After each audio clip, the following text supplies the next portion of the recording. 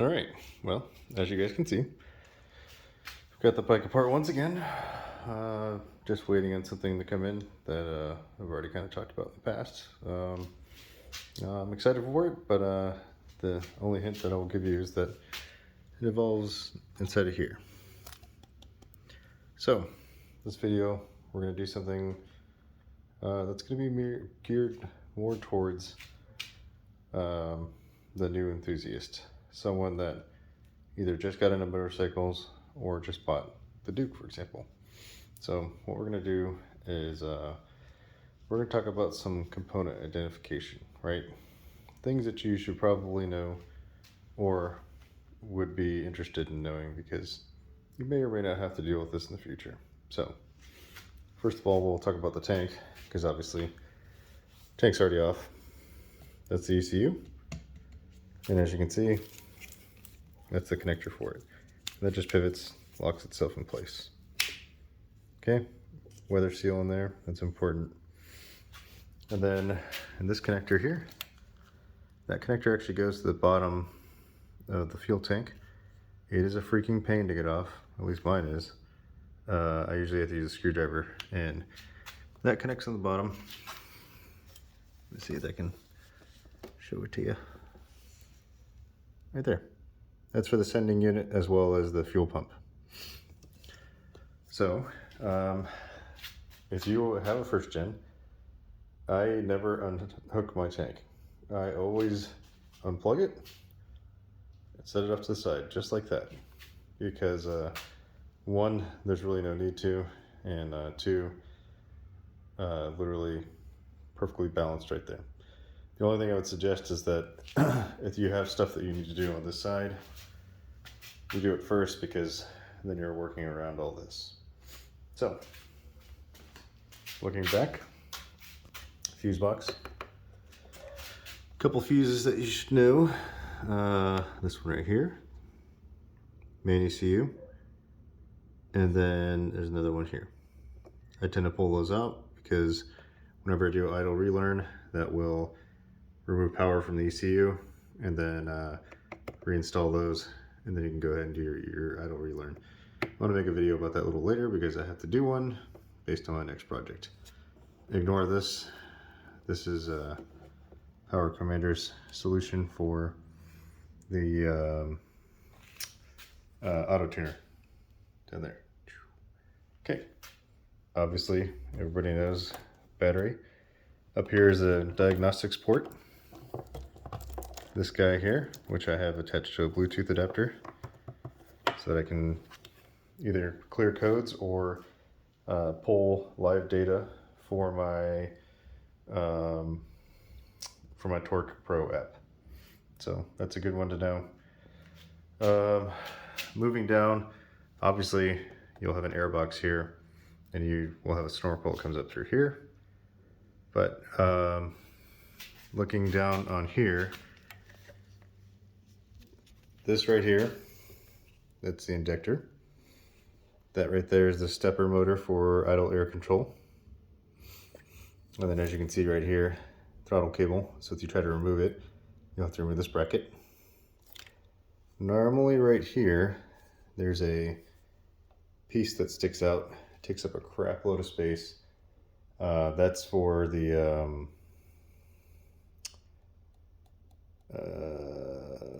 what is it? It is a it's not part of the charcoal canister. It's emissions related. I cannot remember what it's called. And it'll probably come back to me, and we'll talk about that a little later. All right, looking further in, right here, that guy, that's the TPS, or throttle position sensor. On the newer Dukes, these are actually what's described as fly-by-wire, which is electronic throttle body. This hose, typically you'll have a hose that goes to the intake air box. That's a drain back for oil, which goes down into the crankcase. And then you have the other one right here.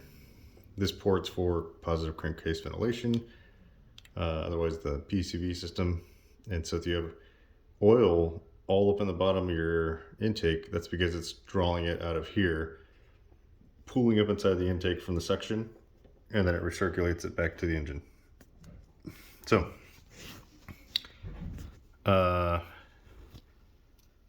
this is the clutch side panel. You'll need to remove all these. I did a video in the past.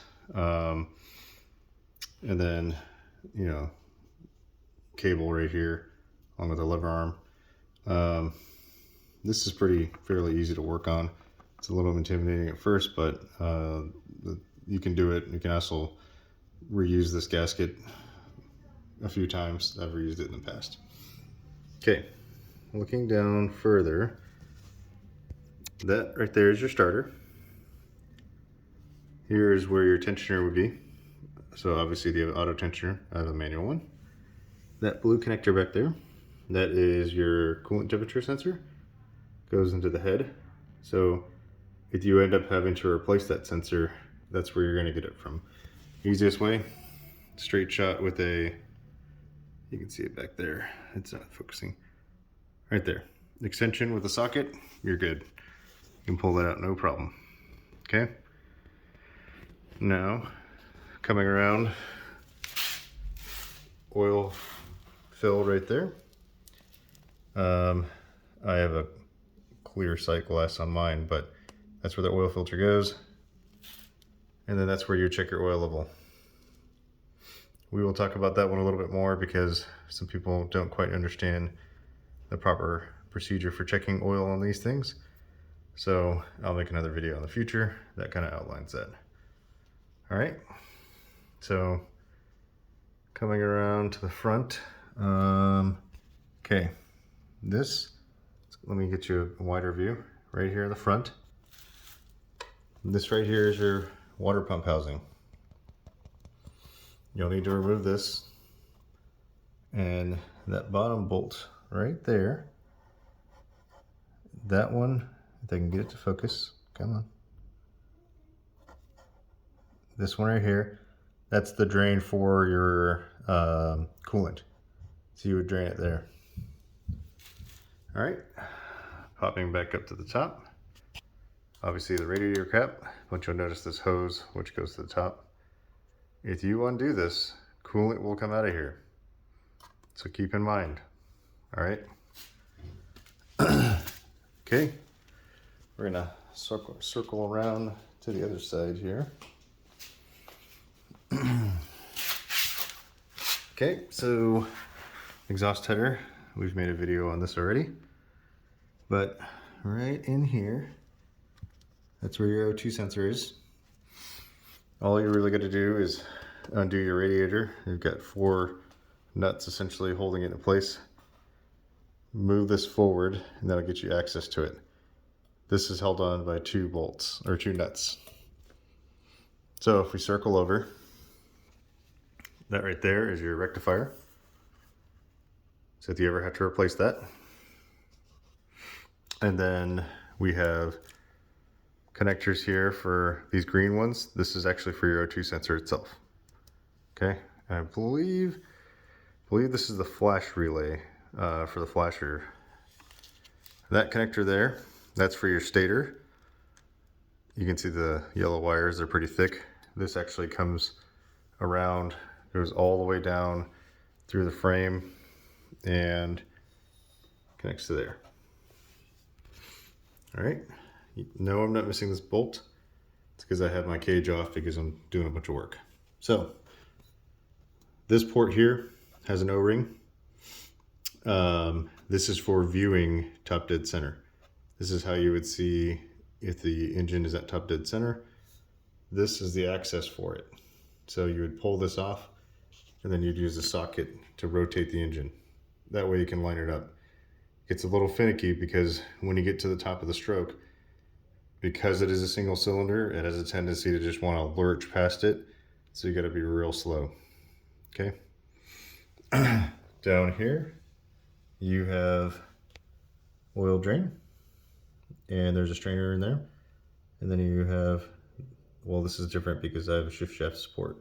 But behind here, there's a seal. Sometimes that leaks. At least I've had it leak on me once. Okay, back behind this plate, right there. Some people have issues with their kickstand sensor. So that's where that is housed. And moving back up front, back underneath all this stuff at the bottom, it's going to be like right about here. There's this third oil drain that's there, which also has a little strainer in it. All right, so as some of you guys know, I have my horn up front. The OEM horn mounts to this bracket, and it's usually tucked into this space right here. So if that goes bad, that's where you're gonna have to look for your horn. All right, this unit right in here, that's actually your ABS module.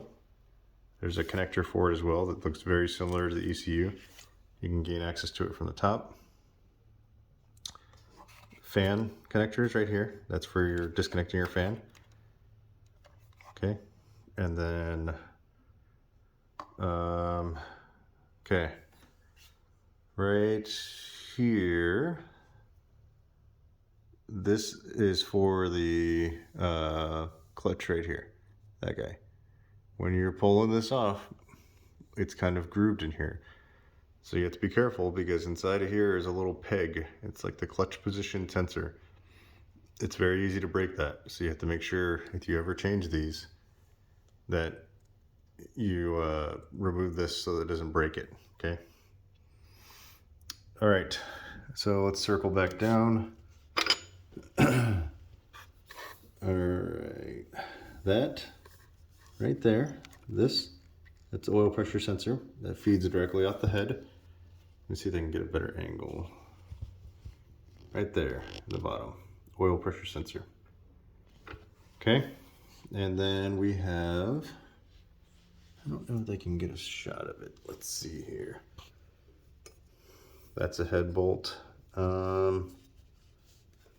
Let's see.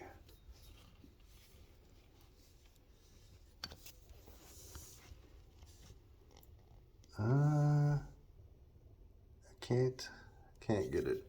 There's these silver, they almost look like bolt ends on the side of the head. Those have these real long rods, and those rods are they hold the guides that the pivot arms are attached to in the head, and the cams rotate on top of those against the shims themselves. So depending on how much work you have to do to your bike, at some point you may have to mess with those. There's an O-ring that seals those in place. All right, so going back around, as you guys know, obviously the kickstand. And let's see, is there anything to note on this side? I don't think so. We're gonna come back around over here. Ignition coils here. Mine's, I have a different unit, it's MSD. But your OEM ignition coil would mount here underneath the reservoir. And then your accessory plug, let me see if I can find mine. Accessory plug should be somewhere around the front here. Is this, nope. Well, anyways, just you'll have to look for it in the near future. Okay, here's where you can gain access to the rectifier right on top. Again, we have the ABS module here, and there's the connector for it. Okay, and valve cover, got 4 here. You can undo it and it'll actually come out the top here. Okay, other than that, those are kind of the main things that's going on here. The fuel filter is attached to this line, which is actually kind of clipped into the bottom of this tank here. Right there. And it has a bunch of hoses that take up a crazy amount of space. And brake reservoir. And let me double check one last thing. I don't want to miss anything. I think that is it. Yep. Okay. All right, so those are kind of the main things you should know, component-wise. It's a good starting point, especially if you're kind of new to motorcycles in general, or the Duke platform, I should say. And just a little bit of identification guide. That way, in the future, if you need to carry out some work of your own, you can go ahead and do that. Hopefully this helps you out. Oh, is this the... No, that's not it. Look like it though. Okay, that's all. That's it for now. If you have questions, feel free to hit me up. As always, have a good one.